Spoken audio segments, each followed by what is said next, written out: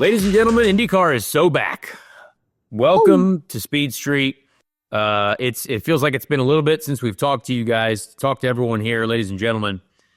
But I am feeling excited. The energy is at a very high level. This week is an exciting week. Chase, we saw a Fox commercial that lit everyone's hair on fire. Boy. Everyone is excited. I myself am personally feeling like the energy is at a higher level than I've felt in a very long time. We're going to start this show right off by getting into the Fox discussion, maybe quelling some of the people are like, oh, what's going to happen in Fox if Fox gets here? And we don't know. A lot of people were excited about it, but a lot of people were like, well, they didn't do a good job with NASCAR, so what are they doing now with IndyCar? I'm like, hang on a second. Maybe we just don't judge anyone before we get started. And I think with what we've seen already, boy, have they set the bar high. Yep. Because now I think we should only be looking for that level. Because it was awesome. Chase, I thought, and I watched you did a video about kind of reacting to the commercial. David Land, who's a YouTuber for the IndyCar community, some people disagree with him. I think he has a lot of nice things to say and some great opinions, but to each their own. But there has been a lot of discussion about this. And Chase, the first thing I put in my notes, I literally put on a note. If you do something good, it goes everywhere, right? Yeah. It's the funniest thing about it is that everyone seemed to think that this was good. And I don't want to say it's like it's not hard to do something like that, but oftentimes when IndyCar does something, some sort of promotional thing, there's a couple people who are like, oh yeah, like cool. And then there are a lot of people who are like, all right, sweet. But this was like injected into my veins. Like that is what we want to see. It's okay. Yes, it's just about Josef Newgarden. A lot of people hate Josef Newgarden now. We've known that. We know that. But it was 45 seconds. Like it's not long. It wasn't like we drew a story out and there was a plot and you nailed it all. You went from beginning of life, we saw Joseph as a sperm, and then we saw Joseph married, and we saw Joseph winning, and we saw the fact that he looks like a Greek god. And I laughed, too. Alex Blow was in there. So yeah, there was a lot there. And Chase, I want to ask you about it because I think we saw something great. We saw something that kicked off our sport into a very nice little start for 2025. No, a great start for 2025. I mean, this is the kind of stuff that we've been talking about for the last year on this program, all through 2024. This is the level of production that is needed. This is the level of production that you saw, I feel like, with NASCAR back in the late, the early 2000s, late 90s. This is the bar is definitely set now. I'll say that much. And we have to continue riding that. And there's nothing that makes me believe that we won't continue riding that momentum. There's a lot more of these commercials that are set to come. But what this did for people, of course, it divided, NASCAR fans. For sure. It made them upset. I am myself a NASCAR fan as well as an IndyCar fan. So I know I can speak to that because this is the kind of marketing that we've wanted to see on the NASCAR end. But IndyCar got it, and IndyCar deserved it. And to be dead honest, we've talked about it all year. Like you were saying, it's some of the best racing out there. We've got some of the best drivers in the world. We've got some really amazing, weird, different personalities, which is something that creates an interest and a level of mystique. And regardless of whether you want to say that Josef Newgarden isn't or is the poster boy of IndyCar, he's got the Brad Pitt look. He's got the Hollywood appeal, the vibes. They dress that up. And this is Fox we're talking about. Fox, at the end of the day, is from the Hollywood world. This is cinematic style production. This is the kind of stuff that delivers a pull that can't be generated when you're just doing base level things. So with that being mixed in to the entire realm of racing now with IndyCar, the only thing we have left to see is what is the production on race day going to look like, and is it going to meet that same quality? Because if so, this is going to allow all of those new Formula One fans, all across the world, all here in the United States, this is going to give them a familiar looking car. Even though they are different cars, they look similar. It's not going to change the car. It's not going to change the way the car looks. Where I'm coming from with it, let me make sure I'm explaining this right. Where I'm coming from with this is when you have the casual fans of Formula One, right? They see an Indy car. I hear from a lot of people like, oh, that's a Formula One. No, that's not a Formula One car. This is an Indy car.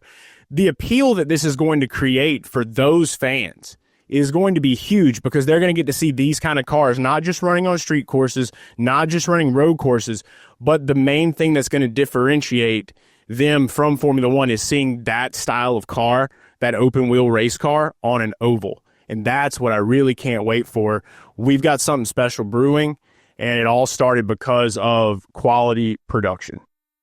Yeah, I mean, I think that there is, that's appealing to more people is just in general. Like this doesn't even necessarily need to approach a Formula One fan. It doesn't need to get any race fans. It just needs to get more humans to engage, right?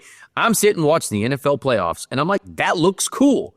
Just make it look cool. If you make something look cool and you're like, this is the fastest racing on earth, well, I got to check that out. You know what I mean? I want to watch that. It doesn't matter if you're a fan of Formula One, NASCAR, IndyCar, whatever it is.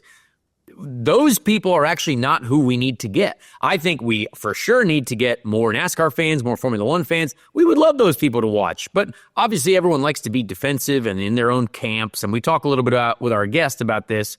Like, I promise you it's okay to watch more racing, but really there's millions of other people out there who casual sports fans, right? If you make it cool, just make it look cool. That's it. Like, I know I've said the word cool a bunch, but it's as simple as that. It got me locked in. I'm a casual sports fan, but I'm obviously, I know this sport like the back of my hand, but it was like, you know what? It hit all the right pieces. And so if you have more commercials like that, I can't wait to see what they do with Pato. Obviously, we know that there's going to be a Pato commercial. There's going to be an Alex Palou commercial.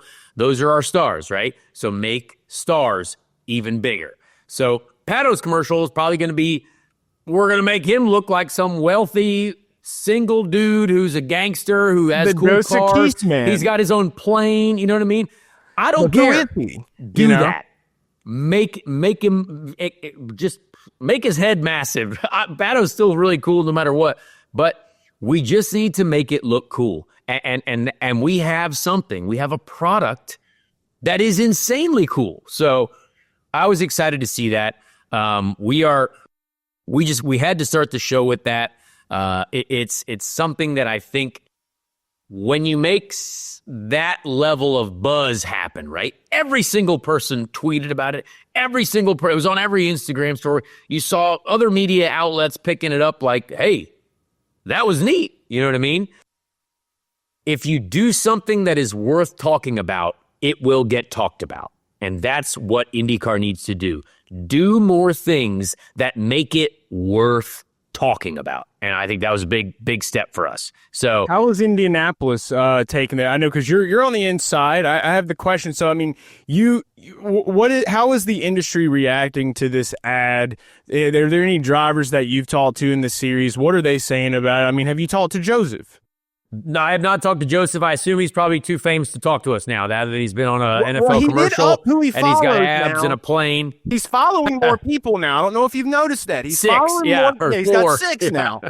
So it's changing. I have not talked to Josef about it yet, but I did play a role in the commercial. I did break Josef Newgarden's clavicle. So congrats. Shout out me for getting tenth of a second of TV time. No big deal. Someone had to do it. If I could do something to create a better IndyCar commercial in the year 2016, I'm glad I did it. You were part of the narrative, dude. I'm glad it happened now. It was a big mistake on my part. Yes, admittedly so. But we've all come to new places now. So you kind of proved you kind of his kryptonite now. You're kind of his kryptonite, Connor. No, I'm definitely not that, but I'm happy to have played a part in the Fox commercial. So love that. But I think everyone has responded quite well. The group chats are a-buzzing, you know what I mean? Even Alexander Rossi, who doesn't like a lot of things, was happy about this commercial. So I think that's good. They talked about it a lot. Off Track Show has done a great job covering a lot of things over this offseason. I've seen a lot of their clips and episodes. I even was a part of their show at one point. I think there's so much happiness about this because, again, it's as simple as just making your employees proud. Making the people that work in the industry proud to be a part of it. And that was something that I think we were very thankful for right out the gate. But we have a lot of news to talk about, too. So Fox, speaking of Fox, boo, TV announcers have been announced. We have yet to talk about the guest that we're going to have on our show, who is also with a major TV network called ESPN. Not sure if you've heard of it, but Ryan McGee will be with us to talk about IndyCar, how we fix it, how we get it to the moon and beyond. He's very, very smart. He knows a lot about sports, more than I will ever know about many sports. He loves the Indy 500, loves IndyCar racing. So that is a very educational conversation that I do hope you will stick around for, because that, I think, is just helpful. It's helpful to talk about. So he's a great guy. Great guy as well. He's going to be at the Indy 500 yet again. Works a lot with Marty Smith, who is obviously a very legendary person who we see a lot right now with the college football final coming up here. But great to chat with him. We've also got one driver seat left. Jacob Abel was announced to the Dale Coyne Racing team far earlier than anyone expected. But Jacob Abel, it did not say a certain race schedule, so that just means let's just assume he's in for the season. Nice. So Jacob Abel is, he's been lurking around in the shadows, with some, he's obviously got some good support behind him, but obviously did a great job in the Indy NXT Championship. Second in the Indy NXT Championship, a winner. So excited for the young fella. Nice kid, too. I like Jacob Abel. He's a good guy. So lots to talk about. There's been IndyCar paint schemes revealed. There's Media Day going on. I'm doing it tomorrow. On Wednesday, you'll be hearing this show on Wednesday morning when it goes out. I got a new camera, put up a YouTube video that people seem to enjoy about a shop tour. But let's get right back to the Fox talent that was announced today. So this was a big topic. Off-season was a buzz with who is going to be in the booth, right? Who are we going to hear on these network broadcast weekends? Now, my personal opinion, I think they've done a great job. So let's go with who is in the booth. Will Buxton, James Hinchcliffe, and Townsend Bell. Now, obviously, we know Townsend Bell and James Hinchcliffe. We know them very well. And we can't have Lee Diffie because he's an NBC guy, obviously. And we miss you, Lee. And boy, will we miss Lee. Lee has been a friend of this show. He's been on the show before. Great. He's done some amazing work. Love and his that voice dude. is iconic. So we had to find someone else, right? Had to find someone. Will Buxton, I think, he's been on the show before. If you've been a longtime listener of the Speed Street podcast, you've heard him on the show before. You've heard how much he enjoys IndyCar. He has been a part of IndyCar broadcasts before. A lot of the new fans maybe, who the heck is this guy? He's an F1 guy. We don't like F1. Maybe let's put those words back in our chests areas. He has done some IndyCar broadcasts before with NBC back in the day. Done a bit of pit reporting. He did all of the commentary, all the race commentary, just as one person for the F3 races that I did when I was coming through the ranks of GP3 and GP2, which is now F3 and F2. So Will Buxton's voice was the only one that you heard when those races were going on. So he knows a lot of us. He commentated on the GP2 races that, Marcus Ericsson was a part of, I was a part of in GP3, knows a lot of these guys from the F1 feeder series that we now have in our sport. Marcus Armstrong, Robert Schwartzman, Callum Ilott, a lot of names that he will know very, very well. So I think we've seen him on Drive to Survive. He's got a huge following now from the F1 stardom. I was with Bill Buxton last year at COTA, or 2 years ago at the F1 race. The guy can't even walk out of his hotel without people going crazy like it's a movie star. So I think that level of, stardom is very helpful for us, I believe. But the way he presents, I think the voice that he has is a very strong and powerful voice, but also a voice that makes you want to listen to it more. I believe so. And I think He will impress you with what he knows about the sport already. He will impress you with how he presents it. And I think the relationship that he will have already with Hinch, because they do F1 TV stuff together, is tremendous. And obviously he will work with Townsend very well also, but I'm excited about this. There are people that can probably throw rocks at it because it's like, oh, it's not an American guy like Alan Bestwick or something like that. I love Alan Bestwick as well. I would have loved to have seen Alan Bestwick get some sort of a role too, but you know, at the end of the day, someone has to get it. And I first talked to Will about this at the Las Vegas F1 race in November. And we had lunch together, and he said to me, he's like, hey, I might be talking to the IndyCar folks about doing the commentary. And I said, what? I actually didn't even consider it. I didn't even know that was a possibility. So shout out Fox for casting a wide net, for getting out there, seeing who might be willing to do it, because I think this is a great choice. So I talked with Will about this in November of last year, and I said, dude, do it.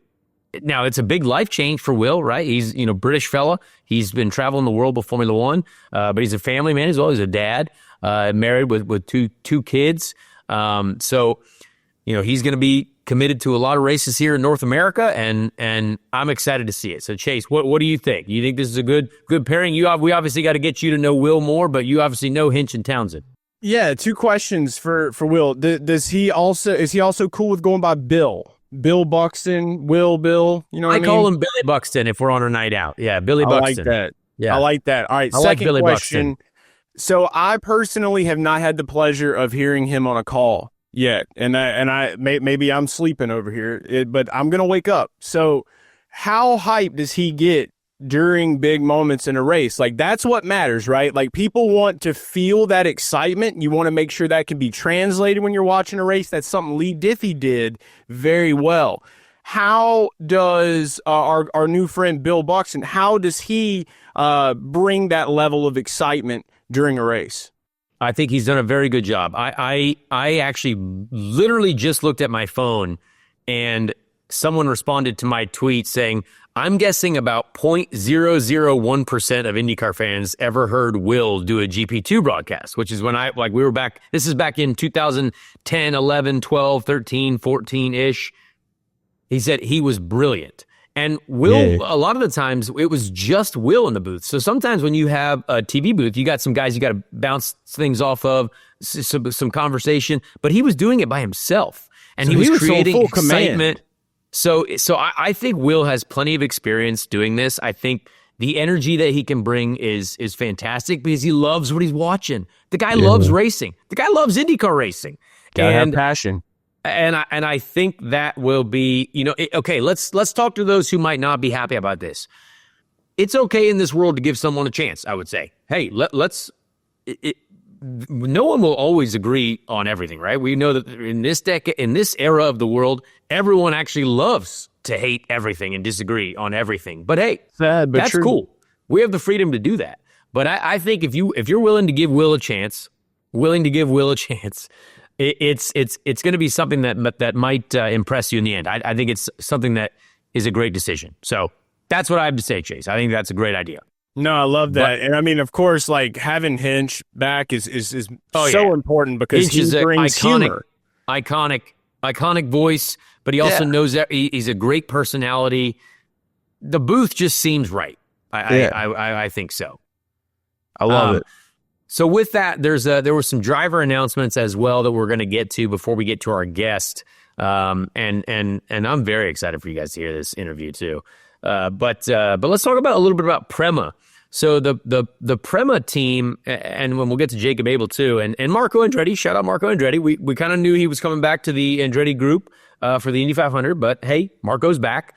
But Prema did this car reveal at the Chevy Performance Center in Charlotte, and they hired Will Buxton to do the little live event for them. And I hopped onto the YouTubes. Prema has almost like 80,000 subscribers on YouTube. So shout out to them for having a great YouTube is powerful. I don't think people realize how like big YouTube is right now. I'm certainly trying to use YouTube a lot more, and it is tremendous. and the reach is massive. So this live event, almost 2,800 people were watching live, maybe close to 3,000. That's a lot of people who are just showing up for a car reveal. And I got in the comments a little bit. I like to have a little fun with people because I think they did a great job. Like, I got to give them a lot of credit. The quality was good. The hype videos they had. I think I would love to see more of that in IndyCar. Now, again, here's what I have also in my notes. That costs money too. So I will say, as a team that wants to get into IndyCar, the way you have to do it initially, you will have to spend a lot of money. Like there's no way around it. But they are doing it. And if they are capable of doing it, then great for them. I respect that because, there's not one sponsor logo on the car either, right? So they reveal both cars, no sponsors. So, and maybe that'll change as the year goes on.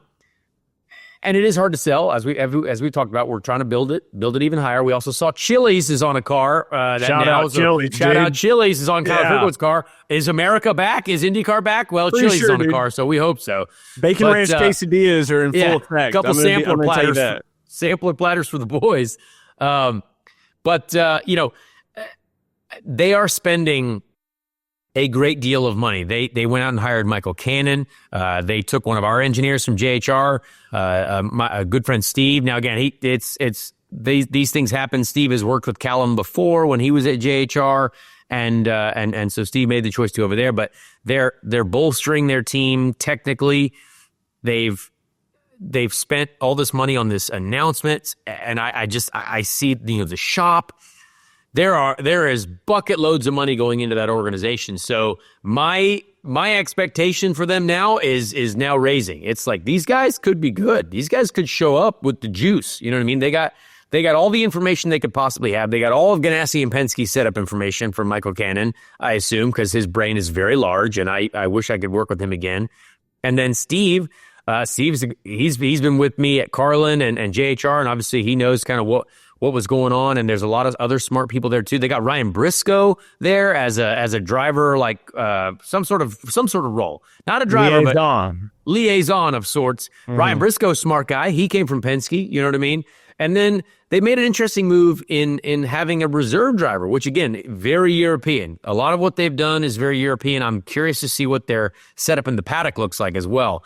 Because JHR has a bit of a European setup, kind of like the way they used to set up GP2 cars in the paddock in Europe. But Romain Grosjean is the reserve driver for the Prema racing team, and a lot of people have asked me what that means. I actually have no idea. I don't know what that means. I don't know if he's being paid to do that, or if there's is this just a situation where there needed to be an alliance there. So I'm actually not even sure what to comprehend about that, because for me, I would have, if someone wanted to pay me to be a reserve driver, shoot, I would do it for sure. Because I mean, it's hard to make money in this sport. I mean, I'm let's not talk about any salary numbers for myself right now, because getting paid to be a reserve driver would be sweet. There might be a new lead-in to maybe some new form of the way that you can do that here in IndyCar. Because Formula One does it. Yeah, and maybe that just adds a driver to the roster. I don't know. I was looking at it more of maybe like, somebody in the building that has had a lot of experience and can maybe be he does have experience, the person for these two young guys to come to and talk with, like more of like not just a reserve driver, but like a consultant of sorts, So yeah, I see that maybe that's the lane that could be best utilized for Roma here. And of course, something does go wrong, God forbid, you have him there to kind of hop in the seat and take over. So I really think he's going to play a big role in helping these guys in terms of finding like the little, I guess you would say that the expert moves are the things that are not getting them to exactly where they maybe need to be at, like just moving them those little inches when it comes. And I mean, in this era too, how many times have we seen drivers get just tossed out or something happen? I mean, right. Maybe all the teams do need a reserve driver, because then you don't question who you put in if something happens, right? That would hurt the way I've lived life. But, I was kind of everyone's reserve driver, but very unofficially, it seems, except for McLaren. But I have something to fall back on with this setup. Yeah. Yeah. But I'm curious, if Roman is there as the reserve driver and, name any other team needs a driver, is he allowed to go do that as well? I would say probably. I would say they would probably let him do that. But if they don't, then that opens up a whole other window for someone else. You know what I mean? True. So I think there's a lot of questions, but maybe each team does need a reserve driver. Maybe that is something that happens in the future. I'm not sure. I highly doubt it, especially if more money gets pumped into here. Nothing's off the table, right? Yeah, I mean, if they can afford to pay someone to be a reserve driver, that would be wild. I'd like to get paid to be a driver, first of all. So that's one thing. But anyway, so that was an interesting one. But shout out Prema for spending money again. Make it look cool. They made IndyCar look cool with their cars, their reveal, the way they did it. It just it's like, hey, this is a high-level motor racing series. Awesome. So definitely going to be more Italian on the track. I'll put it that way. I love the paint scheme. I love that. Come stai? Yeah, a lot of Italian. So anyway, let's get to a couple other notes. So Jacob Abel is in the Coyne car, one of the Coyne cars. That's a big move. There's only one remaining seat for the NTT IndyCar series full time. And there are a lot of questions about who it's going to be. I actually did not know this Jacob Abel signing was happening. I think there was a rumor, right? And I as someone who is in the streets of knowing what's going on, because I was fighting for a seat, and I don't think it's any surprise or obviously people know that Jacob Abel has been well supported. His dad, they have the race team, Abel Motorsports, which is a great Indy NXT team. He's run a car at the Indy 500 with RC Enerson, and they did a great job doing that.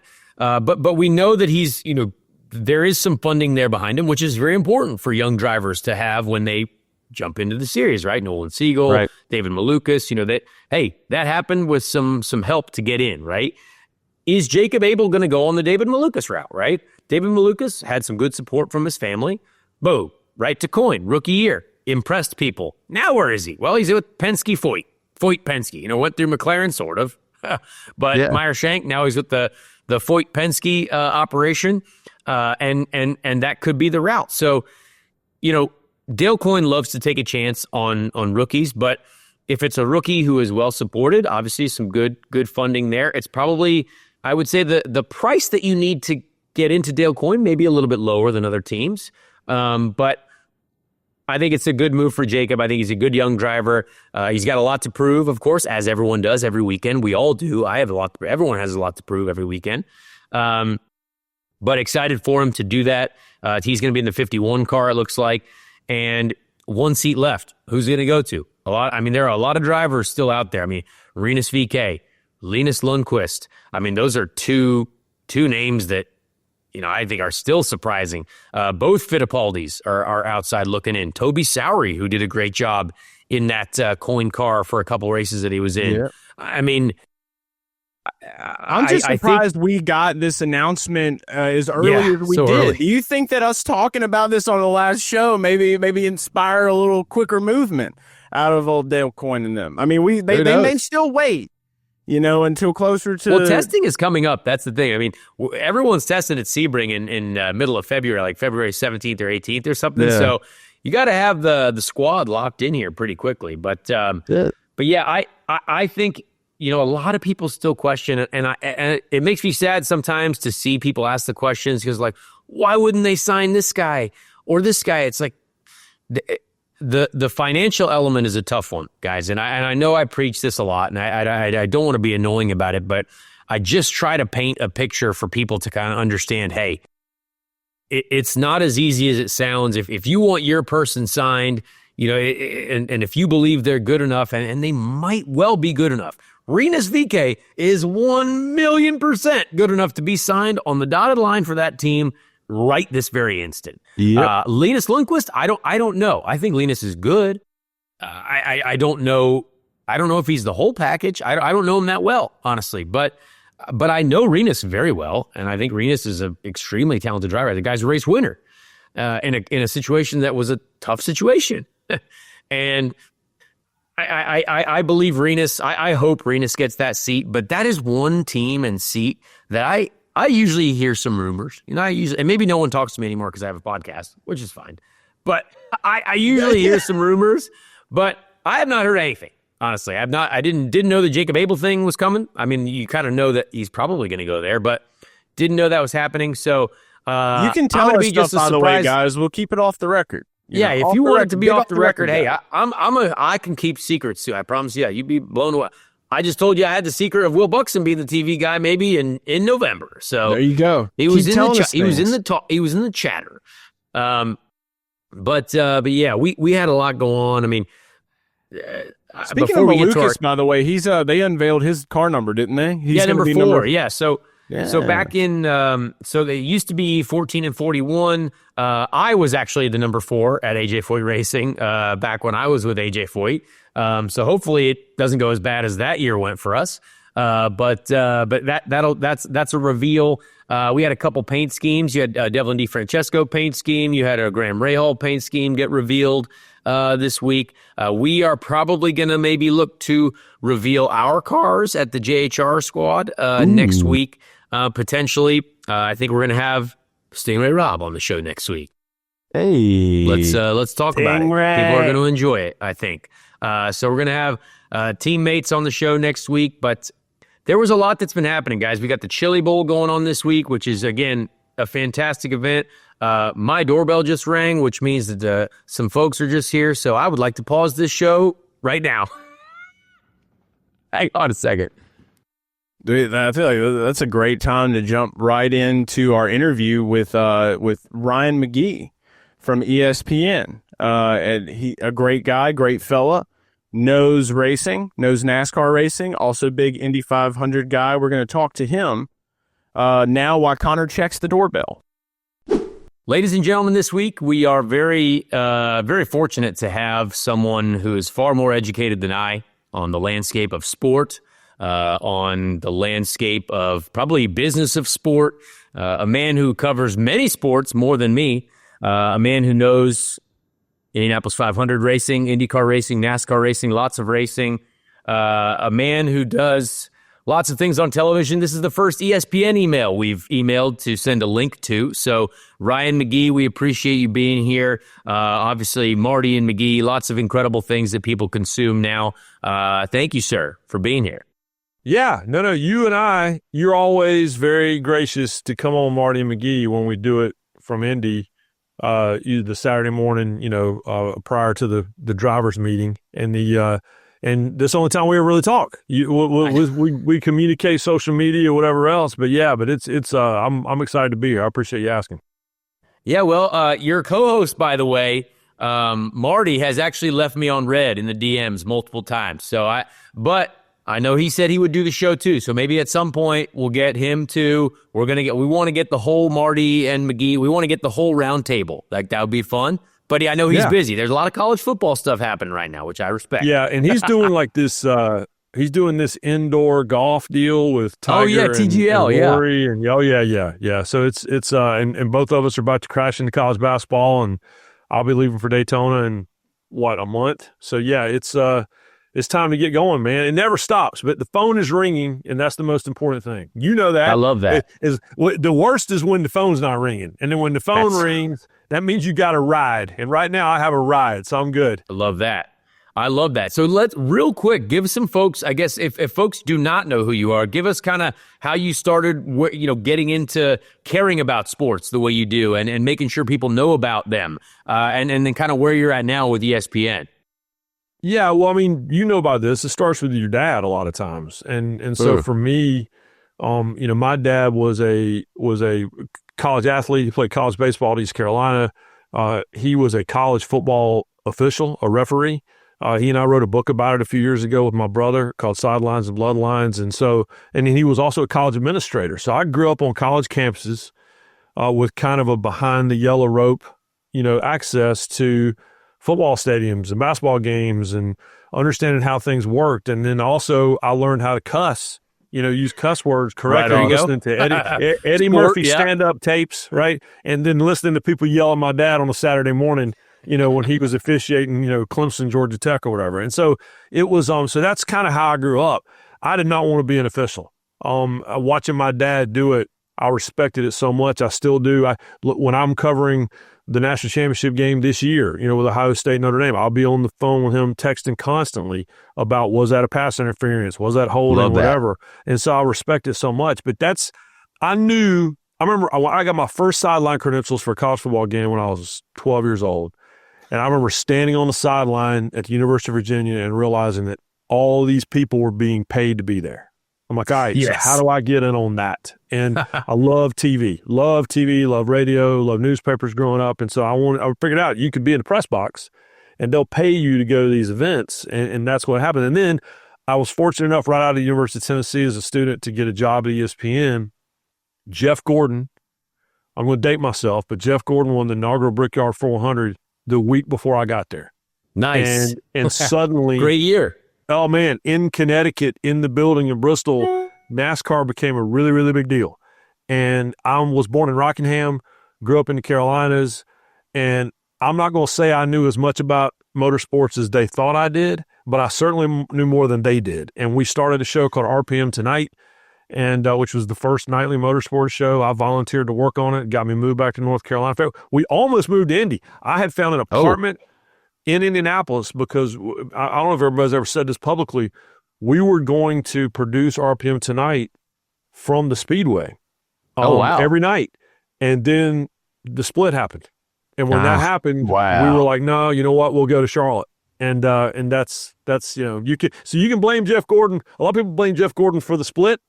And you can certainly blame Jeff Gordon for the fact that RPM Tonight moved to Charlotte instead of moving to Indianapolis. Wow. Brutal. Well, the split is really what we're all still trying to recover from now. So it's definitely I lived it, man. It was crazy. I lived it. Yeah. It was nuts. It's hard to explain it to people now because it's been so long. It's been 30 years almost. And so it's hard to explain to people what that was like. But man, that was my introduction to IndyCar. I was a fan growing up. Huge AJ Foyt guy, never missed the 500. Watched every race I could, on television. Yeah, I was going to ask, what started your love for the Indy 500? Because we know you have so much respect for that event, and so AJ Foyt was the guy, huh? Yeah, AJ was the guy. I mean, how could he not be? I loved Johnny Rutherford. I loved AJ. I was really watching the sport in the 80s, and so those were the guys. It was Al Senior. And it was all those guys that, Rick Mears, obviously, but those were the guys. They all just felt so huge, man. They all felt like superheroes. And so it was, in the 80s were a time, man. It was something else. And so even, and this is exactly what IndyCar still wrestles with now. I'm not going to lie to you and tell you that I watched a ton of Nazareth races, but I did not miss Indianapolis ever. Yep. And so the first time I was able to go there, and I think I was doing the math before we recorded this. I'm definitely be there in May. I think it'll be my 20th. Okay, nice. And so it came in streaks. I'd go for a few years, and obviously all those years ABC and ESPN were televising it. I would be involved. But now I'm the lone rep that rolls in there from the worldwide leader, and it's kind of in my deal. Like no matter what other sports I'm covering, I do Daytona and I do Indy. And then anything else I can get in there, I get in there. But I just loved it. It still is. It's bucket list. I mean, it's Kentucky Derby, it's Super Bowl, it's World Series. But the Indy 500 is, if it's not in your top 5, you're not paying attention. And so to finally get to, and then you get there, right? And it's even better than you thought it was going to be. Even though the first ones I covered were at the start of the split, it still was just, I mean, are you kidding me? The first one I went to, Buddy Lazier wins the race and going down the backstretch, and he's just trying to get circulation in his hands because he'd had that awful crash and cracked his back, and the shootout that won that race. It just and there were a lot of people there that year, and so the magic of it got me immediately. I mean, that was a tremendous. You said a lot of things right there that actually lead me to so many questions, because the passion that you just expressed, right, is something that I have for this sport. I love it. But right now, and I'm going to get right into it right now, I would say we are not, I don't believe IndyCar is at the level that it deserves to be when it comes to attention, when it comes to eyes, when it comes to just general knowledge, right? And we know that, yes, the split for sure, as you mentioned, right? Oh, there was going to be a show in Indy, split, and now it's gone. So there's obviously been a lot of time. But, to start with like the hardest question first, what have you seen that other sporting leagues have done? Obviously, Formula One has blown up for a couple reasons that I think people either want to admit or not. But Formula One is now the coolest thing to like. It's cool for Instagram, all that stuff. And, maybe the racing isn't the greatest, but, NASCAR, I would say, some people say it's struggling. I mean, NASCAR is still pretty strong. I think they're still doing quite well. I mean, they're selling out the Daytona 500 every year. Their TV ratings, I would say, are solid when it comes to motorsport in general. But where do you think IndyCar, how do we get IndyCar back? You know what I mean? Like, we think this whole Fox deal is tremendous. And the first Fox commercial was amazing, but what do you think the main thing we need to work on is? That's what I want to figure out how we fix it. Well, Fox ain't gonna hurt. I can tell you that. And it's the only time I left ESPN was at the end of the 2000 season, and the reason was because the NASCAR contract, that was the 2001 was the first year of the new Fox NBC deal. And so I went to work for Fox. I mean, I did a nightly motorsport show for them called Totally NASCAR. I was a producer of that show. And me and Steve Burns, and we had a big time. And Chris Devoda. But I experienced firsthand, everyone did, the Fox promotional machine. And what Fox lives for is, they're all about regular seasons, but what they really, and this goes back to the mantra of David Hill back in the day, who ran Fox Sports, which is they want tentpole events. Like the NFL regular season is important to them, but it's really just about having the Super Bowl every 3 years. Yeah. And, and obviously the Daytona 500 is the anchor, and now they have the Indy 500. That's what they want. And so, they are so good at promotion. And so my advice to everyone in the paddock is do whatever the hell they tell you, because they've done this for a long time and they're really, really good at it. And it shocks people when they go to work for Fox or when they get on the lot or whatever. It's not a big group, but they're really, really good at what they do. And they're really, really good at maximizing, the resources and the people that they have. And they've all been there a long time, man. When I see my Fox friends in the TV compound, it's the same guys I worked with 25 years ago. They've been doing this for a long time. And so my advice would be to lean into that. And listen, at ESPN, we have benefited tremendously from this Formula One thing, but it goes to the Netflix show.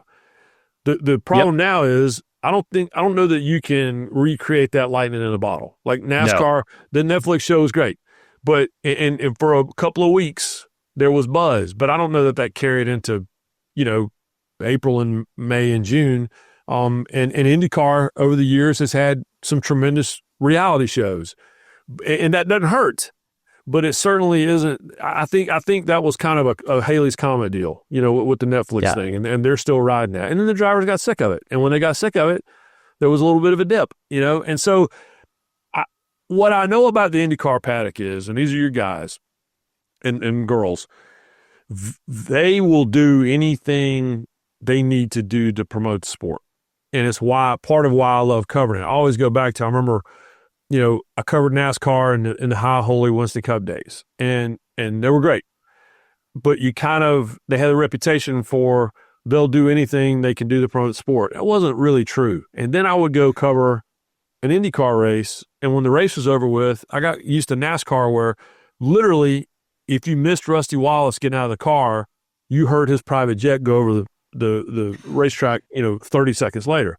Then I'd go cover an IndyCar race, and the race ends, and I hear, or actually a kart race, and the race ends, and I hear, do you need anything before I leave? And it's Greg Moore and it's Dario, and it's these guys. And it's like, if that spirit is carried to merge with this Fox promotional machine, then I think there's a chance for breakneck growth over the next couple of years.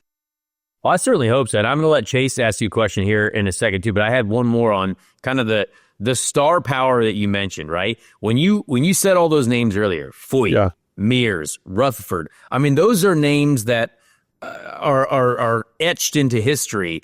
And I think IndyCar and what they just did with the Fox commercial with Josef Newgarden, right? It's like, oh, why are we focusing on Josef? It's like, I'm actually okay with it because the guy's 2-time Indy 500 champion. The guy is a superstar. He's got, I mean, the guy looks like a Greek god. You got, smoking hot wife, all this stuff. Like, that's great. You know what I mean? And so let's start with that. But you have to create stars. I mean, we saw it with the WNBA, right? Caitlin Clark, star power. And it's like, and now everyone is locked in on what's going on in the WNBA, right? And is that something that kind of IndyCar, we need to create stars to kind of get just a bit of traction overall in the market?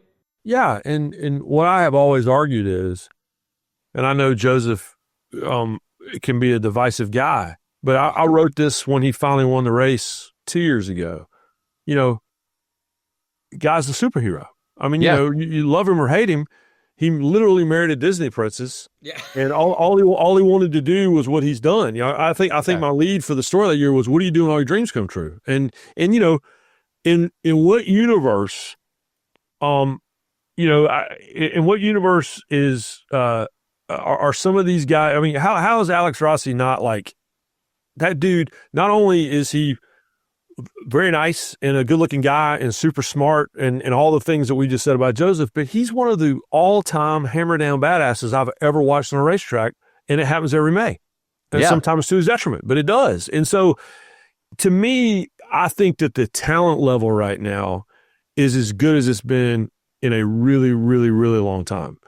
I agree. But I think that IndyCar suffers from a little bit, or actually a lot of what makes it great is the history. I mean, my daughter who's in college always says, "Dad, why weren't you just a history professor?" Because like I'm already, Notre Dame and Ohio State for national championship. All I'm doing is writing about, Woody Hayes and the Four Horsemen of Notre Dame, because I just love that stuff. That's why I love Indy. It's why I love it.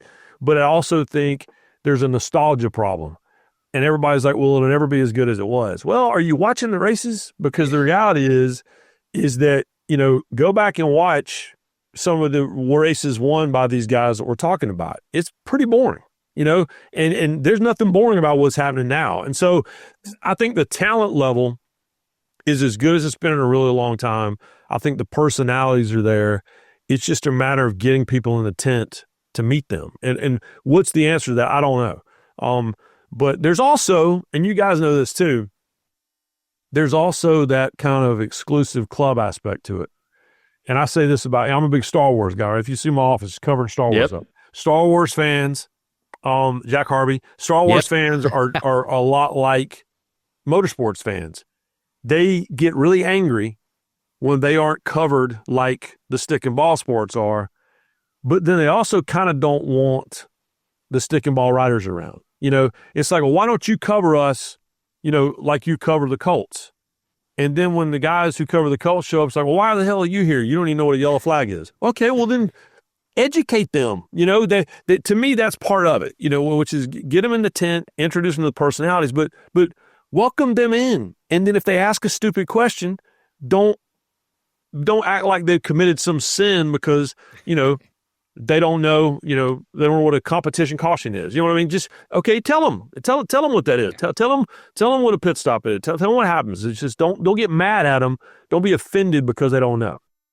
It's a great point. Chase, I'm going to let you jump in here.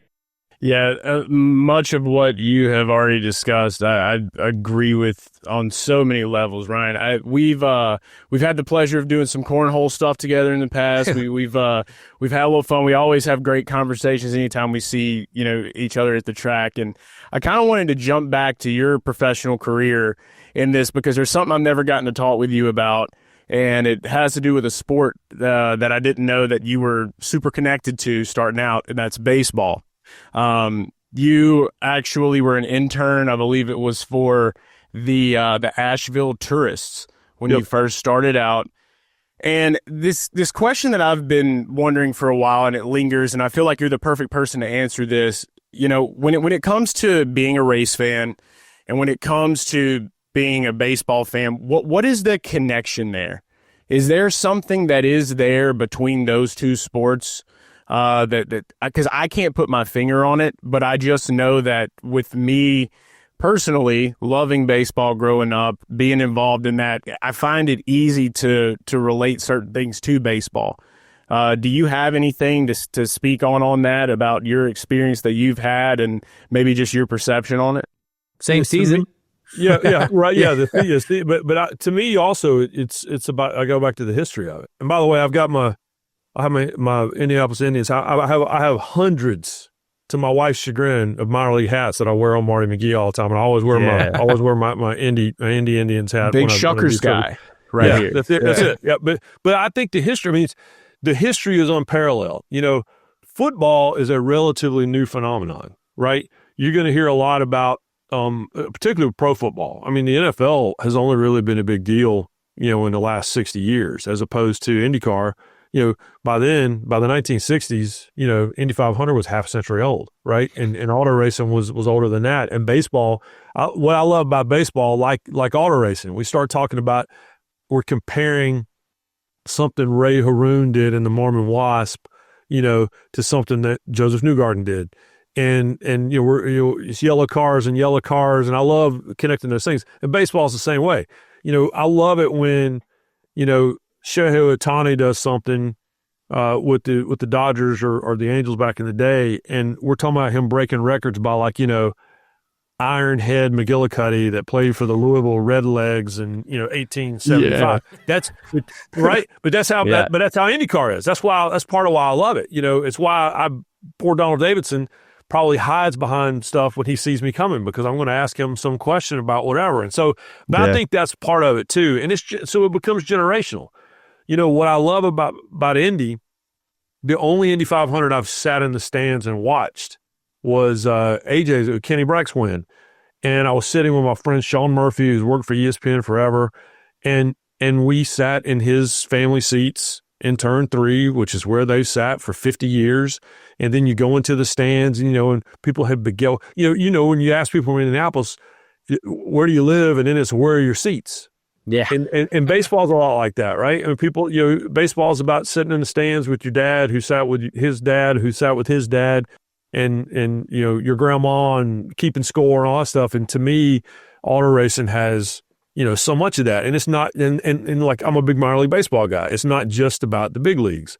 It's also about going to see the Asheville Tourists or the Rancho Cucamonga Quakes or, you know, the Dayton Dragons or whatever. And in motorsports, it's not just about Indy and Daytona and Le Mans. It's about going to the Lancaster Speedway, which is 30 minutes from where I'm sitting, or going to one of the 7,000 short tracks in Indiana. You know, it's just, to me, that's why those sports have always felt very similar. I love that. That's perfect. That actually helps me a ton too. And we totally get it about the dad thing. We got the wall of Rickspiration back here. My dad's a Rick, so he belongs here. So yeah, he keeps us going strong. And I love that. Your dad was also a gas can man for Dave Marcus. Yeah. Is that right? In the Rockingham area? My dad was in the Army with Dave Marcus. They were both stateside during the 60s, during Vietnam, and they were literally scrubbing toilets like during basic training. And Dave Marcus was like, well, you know, where are you from? My dad's like, I'm from Rockingham, North Carolina. And Marcus like, well, they just built a racetrack there, mid-60s. And he said, I'm a race car driver. I live in Wisconsin. When I come race at Rockingham, can I call you to come out? Yeah, I'm looking for local guys to be on the pit crew. And Dad's like, yeah, okay. Scrubbing toilets guy from Wausau, Wisconsin. And lo and behold, like 5 years later, the phone rang and it was Dave Marcus, and he gave Dad like $20 and lunch. And wow. My dad, who is the man, but a mechanic he is not. And so they handed him the gas can and were like, just don't spill it. And Dad always tells the stories about it. And I have scoured through just folders and folders and folders of old black and white pictures trying to find it. He would work the local races in the Carolinas. So like Darlington, Rockingham, Charlotte, back then of the day, Raleigh at the fairgrounds. And I've tried to find a picture, but he always talked about being in blue jeans and a T-shirt and holding, 20 gallons of gasoline, and everyone around him smoking hard as they can go. Wow. All he's thinking is, Jerry, don't explode. That was the goal. Just ripping cig. Yeah. Yeah. I love it. So I wanted to get quickly back to IndyCar as well. When you talk, I have so many things that I want to say, because this conversation for me, right? Like IndyCar is how I put food on the table, right? I started this podcast, well, a while ago, because I love talking about this sport. And even recently, I've been putting up videos on my YouTube channel. And it, like as simple as a look inside the race shop. And people were like, this is the craziest thing we've ever seen. Like, this is really cool to get one level deeper. Do you think our sport, I mean, I know you said, hey, get the people in the tent, right? And that's what I always say. If you go to a race, I've never actually heard someone said, actually, you know what? That wasn't an entertaining thing. Right. But it still doesn't, like, I've been in this sport long enough now to where I'm like, how has it not taken off yet? Like, the Indy 500, it's been great, right? The ratings have been tremendous. You know, Kyle Larson coming last year and this year, like the Indy 500 is not struggling. I don't believe. I think it's doing fantastic. Yep. But there are so many other races that we are also doing. You know what I mean? Do we need a viral moment? Does it need to be something? I don't know how. I don't know what else there is. You know what I mean? Is there something? Is it just an injection of cash? Like, do people we need to show up and pay ESPN to put one of our races in the top 10 every week? I don't know. Is there something like that needs to happen? Does there need to be more of a targeted, where do we market type thing? Well, I think, in the short term, and I've been screaming this my whole life, is, we both grew up in the era where it was like, you had to choose. Are you a NASCAR fan? Or are you an IndyCar fan? Or are you a Formula One fan? Are you an NHRA fan? And then you got the short track people, which is a whole other level of psychosis, right? Like, just would leave us the hell alone. None of this is real racing. And why can't you like all of it? I agree. And I've always thought that way. And again, during the high holy days of RPM Tonight in the 90s, when I was a young producer, that's what I loved about it. Because, we recapped the big three, IndyCar, Formula One, NASCAR on Monday. And on Tuesday, it's NHRA, back then the Busch Series, Indy Lights, whatever. And then Wednesday was Open Wheel Wednesday. And then, and we would show short track racing and whatever else from Oswego and all these places. And I miss it because I loved all of it. I still love all of it. And so I agree. So in the short term, and I was glad to see everyone do it a year ago, is particularly the fact that the Indy 500 and the Coke 600 roll on different networks. They won't be this year. And I think that's big, which is lean into it. I wrote a column years ago, and I take credit, by the way, for the dirt track in the infield at Indy. Because I wrote a column years ago. I said, why not have a World Series of Motorsports? Hosted in Indianapolis and, send NHRA down the backstretch and, let Formula One run the infield. And this is back when the U.S. Grand Prix was still there. But give me sports cars and then end it with the Brickyard 400 and start it with an IndyCar race. And why not do it? Why not? Hell, let the Red Bull airplanes race during the week. But just show me some. And I said, dig up a dirt track in the infield and stick USAC down there and just let them race all night every week. Yeah. And so why not? And so because I love it. And so my hope is, and again, they'll do it, is that now that Fox kind of owns the day, with, Formula One, if they run in the morning. Now, Fox has got the big two. Okay, follow Kyle Larson, Yeah. Don't hand him off to someone else. Follow him. I did that last year. I followed him. And I did it with Tony back in the day. I did it with Robbie Gordon one time. And just lean into that. And so, and I think that after all those years of NASCAR wanting to play ball and didn't want to play ball with IndyCar and vice versa, all right, give me double headers, man. Just give me a weekend. How great are those Truck Series IndyCar double headers? Like the first years of the IRL, I'd go to Texas and the trucks would race on Friday and, IRL would race on Saturday and, AJ slapping Ari and all this. And it got covered because you're right. And so I think in the short term, it's finding those crossover moves because your first goal is get the other motorsports fans to watch. Yes. That's goal number one. Don't tell them. Those are the easiest targets, right? Exactly. Don't make them have to choose. Right. Yeah. Don't schedule against the Cup race. Right. Yes. Look at the schedule and call them on the phone. And if the Cup Series is racing on Sunday afternoon, well, then you race on Saturday night. And vice versa. Don't go head to head. And so, to me, if everybody cooperates and you give race fans, like I'm a college football guy. I went to an SEC school. I grew up in the Southeast, but I will start watching games at noon on Saturday, and I will watch till 3:00 in the morning. I will watch until Hawaii is done. And I think motorsports fans would do the same thing if you stack it up. I've done it. Yeah. What if every weekend felt like those Memorial Day weekends where, it's breakfast in Monaco, and then it's pre-race for Indy, and then it's rolling right into the 600. And back in the day, NHRA is running the next day at the U.S. Nationals. What are you talking about? Just why couldn't it be like that every Incredible. Sunday? Right. Yeah. So make it accessible to all race fans first. Yes. And then tell them to quit locking the doors and go spread the gospel. I think that's step one. And then you can worry about the rest of it. I agree. It's such, I've tried to preach that, I think, for a long time. It's like, hey, guys, guess what? It's actually okay to watch more racing. Like, hey, it's not scary. Why wouldn't you want to? Right? I love watching NASCAR. I love watching Formula One. Like, Formula One has been, it's tough every now and then, maybe a little early in the morning. That's fine. But, like, it's okay to watch them all. It is. Yeah. And I think that's the biggest problem.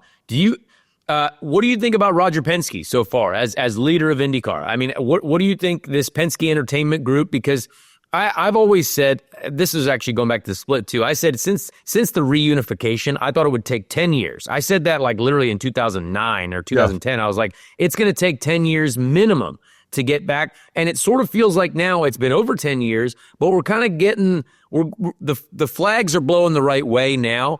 And with Penske's leadership, look, a lot of people can think they have a lot of different opinions about Penske, but I believe it's someone passionate about the sport. It's someone who has enough resources to get us there. What do you think so far of the leadership's decisions? No, I mean they're not about 1,000, but I think certainly got a better batting average than we've seen in the past. Whether you're talking about CART or whether you're talking about IRL or whomever, and so I just know what I feel on the grounds. Yes. And what I always go back to is 2021 because I missed the 2020 race, the fall race. I missed that one, like most people. It's the only one I missed in the last 15 years. But I was there in 2021. It was 50% capacity, but it was the most energy I had felt in that building since the 90s. Yeah. And that was really the first Penske race. And the toilets worked. And, everything had been painted, right? I mean, everyone could park their motor coaches nicely. I mean, there was just even the bathrooms in Gasoline Alley, which I'm pretty sure were the same ones that Ray Haroon had used.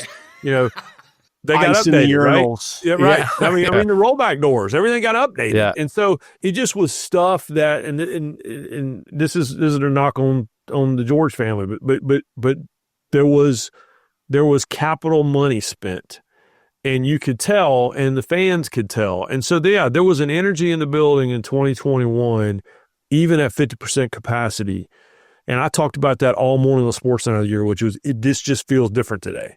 And it's certainly not taken any step backwards since then. So, and he's smart enough to know that race is still and will always be, where everything starts. And so perfect that one. And then, you'll get some other people to come around. But now it's a matter of applying that same type of upgrade to every other race. And I agree. And that's, and some of that's taking place. But it's, and then part of that too is, and I think this is a big part of him being a part of it, he has torn down a lot of that, old school Tony Holman, Bill France Sr. crap that was preventing NASCAR and IndyCar from doing business. And so, Jim France, who runs NASCAR now, the son of Bill France Sr., he can be curmudgeonly, and he knows that, but he will absolutely take an audience of Roger Penske. And I don't know that was always the case. Yeah, I agree. Chase, I'm going to let you get one more in here for Ryan before I have my final question as well. Ryan, in order for IndyCar to become I guess you would say, a very widely accepted form of racing in America, how important is it for Roger Penske and the rest of the organization to get more ovals on the schedule moving forward, into the future? No, I'm an oval guy. And for all people's criticism about the IRL, it was the stated mission of the league. We've got to get back to ovals. And they went a little too exclusive on ovals, and then eventually started to. But that is, I remember the old promos that the IRL would run that 96, 97, those first couple of years, and it would be like American Oval Racing. And so, and I still hear that voice in my head, a lot of times. And I love road course racing, and it needs to be there. And street course racing needs to be there. The diversity in the schedule is something to be proud of. But at the end of the day, the bread and butter on this side of the ocean is going to be ovals. And so, I think I think ovals need to make up 2/3 of the schedule. And I think I'll give you the other third. I have a race car driver on here. I'm not actually driving race cars, so you tell me. But I just know what the audience wants and what they react to. And road course racing has had this incredible resurrection over the last decade, particularly on the stock car side. But I also think that you also, for your casual stick and ball fans, how much time do we spend trying to explain to them the difference between Formula One and IndyCar? A lot. We all know. I do every day. We all know.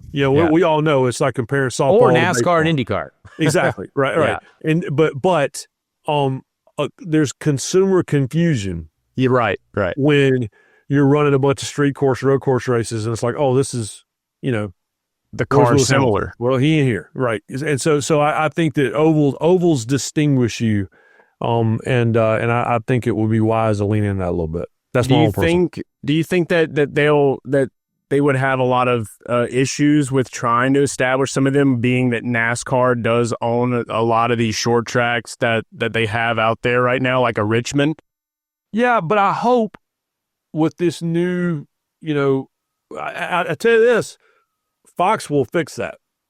Because Fox will sit in a meeting and go, okay, this is what the numbers are. We appreciate the fact that, that Tony Holman threw Bill France Sr. out of the racetrack in the 1950s. We don't care. What we want is we want success. And so I think that they'll give them a little bit of time, and then they'll say, all right, this is what we think you should do. And we're also, by the way, we're writing the checks. Yeah. So yeah. I like 10 and 10. I like 10 road and street courses, 10 ovals. I think we need 20 races. I think 17's too few. And I like 10 and 10's a great number. Yeah. I want to ask you a question. So where do you stand? Because I've said this forever. Where do you stand on trying to race in the fall and then getting your feelings hurt because nobody's watching on television? Because the reality is, I don't care who you are, once the football is kicked off, you're done. And I say this, but I think baseball goes on too long because, baseball now is running in November, and then they get their feelings hurt because the World Series ratings aren't great. But it is a really, really long time off. There's no question about it. But maybe start the season earlier and wrap that thing up at Labor Day, man, because once football starts, particularly that's what we're doing now. Yeah, it's over. And I'm all for it. But okay, so you like it. Yeah. I have so many old school motorsports fans come to me angry about it.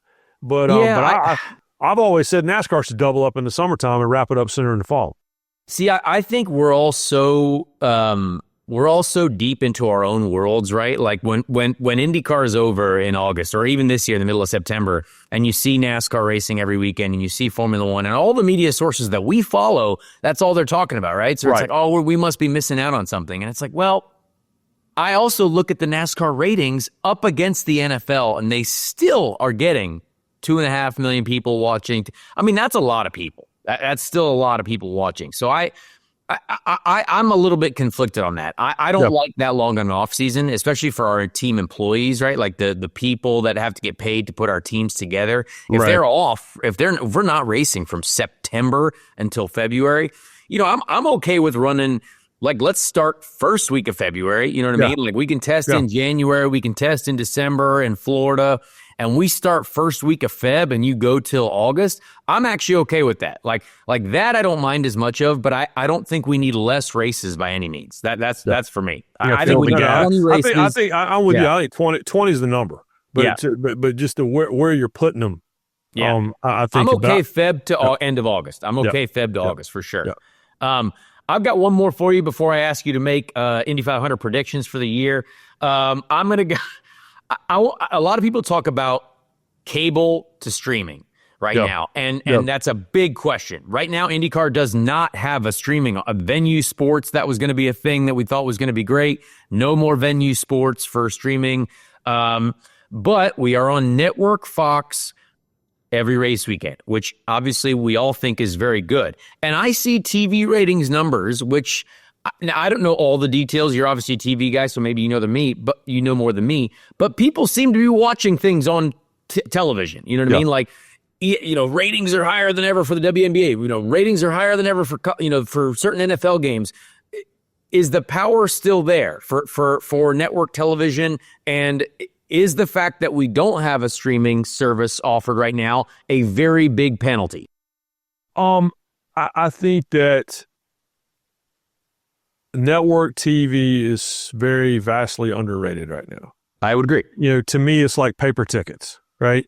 Who has the money and who's the consumer that potentially could be loyal. Well, you know what? It's the gray-headed guy who wants a paper ticket and can't figure out how to get that digital ticket up on his phone. And now you've taken it away. You know what I mean? Like, I think that, and with ESPN, we're in this world now where the rating that we sell isn't just the over-the-air rating, but it's also viewers on YouTube, viewers on the app, viewers on Hulu, viewers on Disney Plus. It's all added up. And so, but at the end of the day, the driver of it is still over the air, whether it's cable, whether it's broadcast. So I think that if you're trying to find a broader audience and you're trying to connect with maybe the audience that loved IndyCar in the 80s and 90s and quit watching, then you're probably going to find them on network television. And I think that, so I think that we have a tendency when the new stuff comes along to just immediately just discount the way it used to be or whatever. But the reality is, if you look at the pie chart of where the eyeballs are coming from, it depends on what you're talking about. Well, with live sports, it's still coming from broadcast TV, and people are consuming it through the app, but the foundation of it is still broadcast television. Now, if you're talking about my daughter's favorite TV shows, they're all streaming, right? Yeah. But and mine too. Right. But for live sports, and I know one of the ESPN is going to argue with me on this. So live sports is still going through old school TV, which I'm kind of old, so I'm all about it. Yeah, and I mean, look, I do not want to discount the fact that I truly believe we need a way to watch our sport on streaming 1,000%. Yep. But I don't think we need to, set the house on fire just because we don't have it yet. I believe IndyCar for sure is working behind the scenes to make something happen like that. But we need to establish a broader audience first, right? Like we need to get more people to want to watch first. But isn't it funny though? Everything's an argument of convenience, right? Yeah. The same people who complained because, well, I can't find this race. Why isn't it on TV? I don't want to watch it on my computer. They're the same people now that are complaining because they're not streaming. Yeah. Probably true. It's just. No matter what it is, dude. Well, it's fun to complain, honestly. 100%. We're in such a wild world where, like, it's more fun to generate attention because you're complaining about something. And I'm like, well, that's kind of a shame. But hey, here we are. Yeah. We have the freedom to do it. Exactly. But again, just be glad. Don't ever be disappointed that you're on TV. I would agree. Because no matter how you got there or where people are watching, just be glad you're on. So before I let you go, honestly, you've spent a lot of time with us, and I appreciate this. I didn't even give you a pre-warning of how long it could be, but I truly enjoyed this conversation. I think it's been very educational. I think people will appreciate the fact because you know a lot about what's going on here. I want to get your, in no particular order, top three for the Indy 500 this year. I want to, no particular order, just pick three people who are going to be occupy the top 3 positions? Well, I mean, Award's got to win the thing at some point, right? Yeah, I think he's got a great chance. Yeah, and he's finished second twice. Obviously finished second the last time we were there. I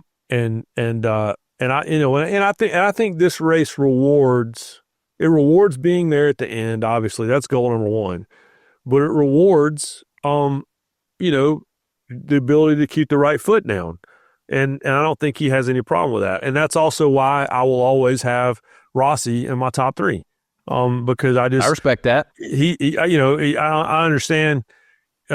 He's only won it once, and it was the first time out. But if you aren't watching him, if he's in the top 5, and we're inside the last pit stop, if you're not watching him, you're losing out because mistake or right move, it is going to be entertaining. I mean, I love it, and I like the fact that when I've read about him in the past is that when he helmetizes, we call it when you put the helmet on. I don't know who that person is. It's like the Hulk, it's like it's a different. So yeah, so I'm always going to put him in my top 3, and I hear Connor Daly got a ride, so. I'm not going. You don't have to pick me. You do not have to. But I'll say this though, and I'm not just saying this because I'm on here. I've said this about you behind your back, lovingly, which is, what I said about Alex, I say about you, but because there are the guys that have a lot and don't do anything with it, and then there are the guys who maximize what they have when they're on the racetrack. And my friend, you have done that multiple times. And so, yeah, I'm not ever going to say you're not going to be in there. Hey, we'll take it. You know what? Top 3 will be a great day for us. Hopefully it's the number 1 position, but hey, we're going to have a great time either way. What's cool about you though, man, is that, and this is my favorite part is being at certain racetracks when certain guys make moves to the front. And like what our friend Dale Jr. When we talk about when you're at Talladega, if that dude made any move, you knew it. You could hear it over the racetrack. I mean, you could hear it over the cars, and and obviously TK and they're the guys that are just below. But dude, you are so on that Indy list.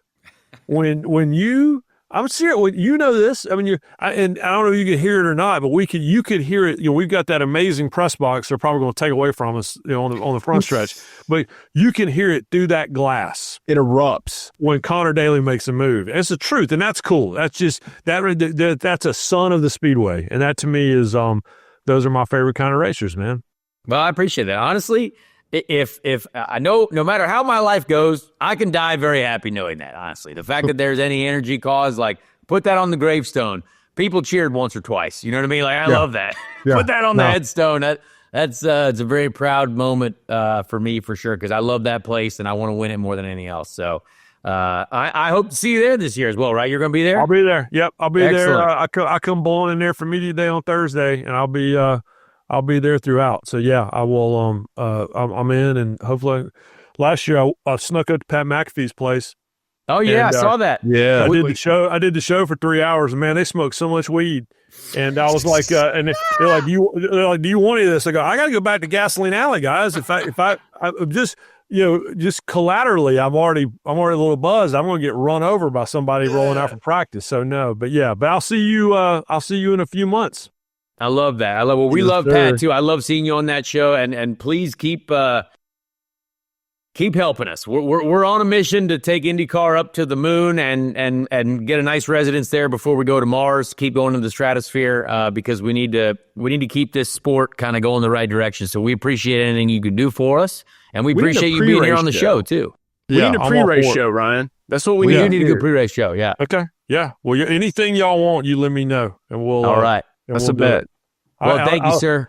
I'll tell all my stories about the IRL at New Hampshire when there were like 600 people there, and me rolling into the track on Sunday morning. I hear cars on the track. I'm like, why are there cars on the track? And they're trying to get guys up to speed to get 20 cars in the race. So yeah, yikes. We would tell to go from that to what we just saw last May. That's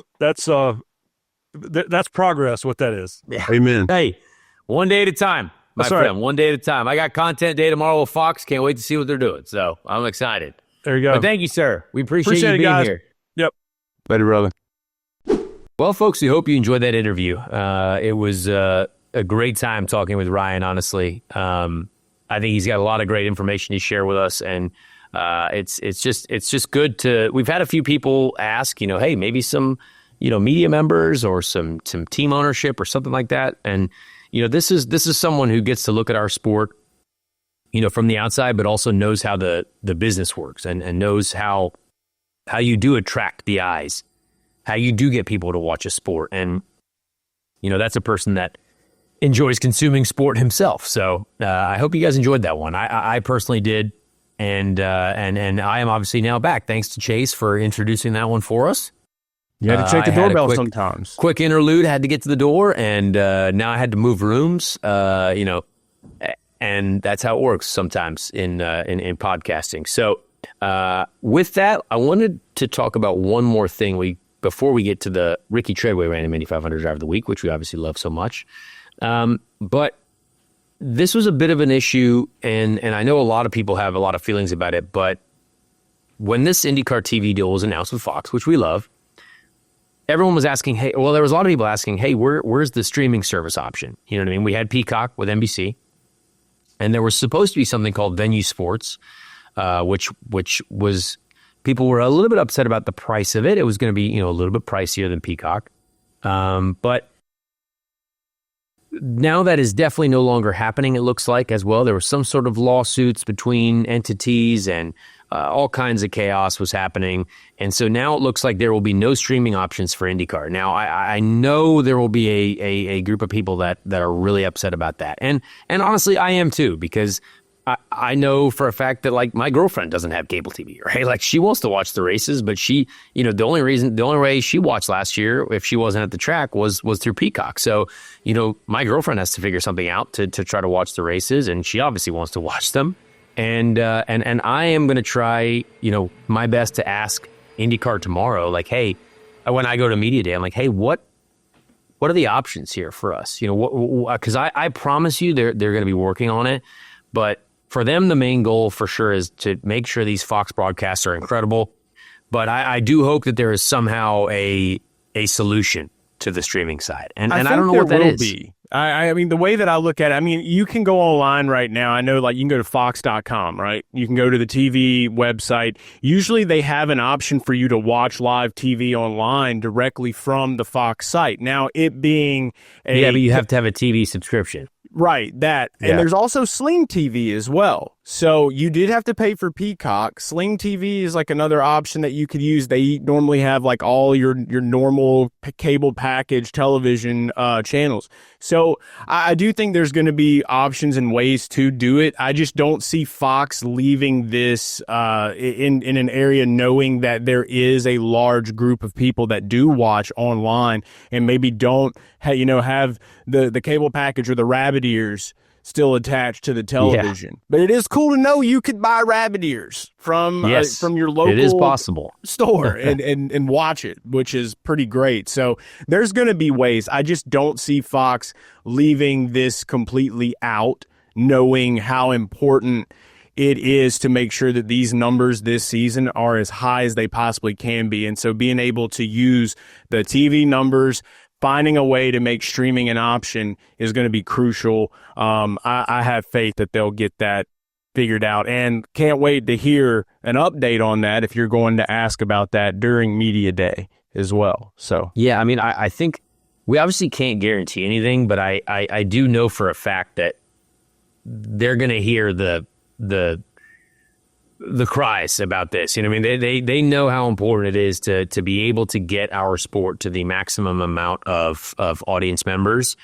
And I do hope that we will find something, but this also takes time. I mean, it's people want things instantly, right? But in these TV contracts, and this is big business, big money, it's not always as easy as it sounds. So I hope there's something. I actually have dinner tonight with the Fox production group, with Will Buxton and all the Fox team. So I'm curious to see what they say. I will learn more tonight from them. They're having, I don't know who's going to be at this dinner, but I got invited to a dinner with Fox folks and Penske Entertainment folks. So that'll be, I feel very lucky to be a part of that. So we'll see. But don't worry, I agree with you. We need a streaming element. I know it's that's a tough one, but stay tuned. We'll see what happens. So I had to mention that because that was obviously a big story, and people were disappointed with that. But let's not hate everything, because boy, that Fox commercial's still sweet. So yeah. So we're gonna live on that one for a little bit. But with that, let's get to the a tremendous segment in the show. It's called the Ricky Treadway Random Indy 500 Driver of the Week. The greatest event of its kind has never been run on. Let's meet the drivers. Who will make up the field?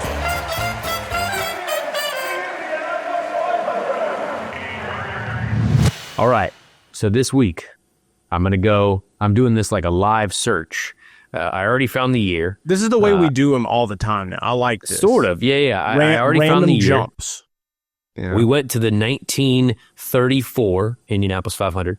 1934 Indianapolis 500. Now, I'm going to have to check with my producer here to make sure that we have not used this. I'm going to check these names really quick. Give me 1 second. This is great podcasting.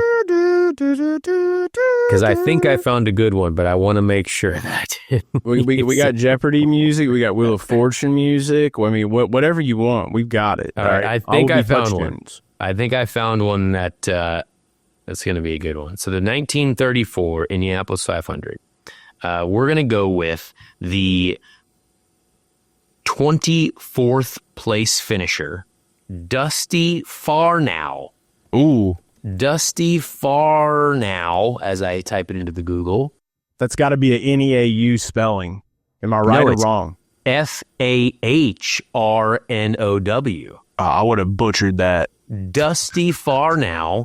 Okay, I love this. Once again, I have found a driver only done one Indy 500. This is my specialty, I think, now. Yeah. It's a gift. Herbert Dale Dusty Farnow was an American racing driver. That's his Wikipedia page. That's all we got.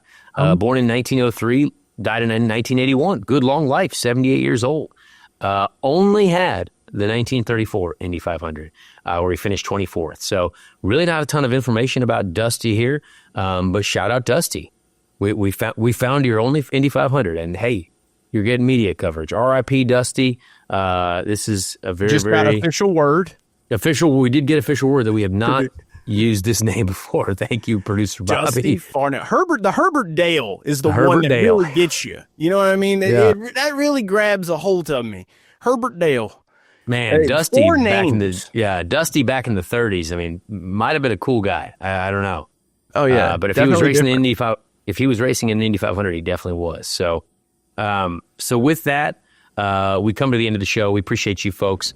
It seems like I think now we will probably do a show every week again. There's going to be a lot going on this week, next week, and then pretty soon we'll be testing. So there's going to be a lot of information coming at you, and we love that. We love the IndyCars coming up. So I appreciate all you folks for listening. Again, please subscribe to the channel on the YouTube. Please subscribe to us on all of your podcast networks, wherever you listen, Spotify, Apple, YouTube, who knows, the internet, whatever you listen and consume on. We appreciate you a lot. And thanks to all those that say they listen to the podcast. I feel like I have interacted with folks every single day that listen to this podcast, and that's really cool to hear. So we appreciate you folks. And boy, we have a lot to talk about next week, I'm sure, on Speed Street.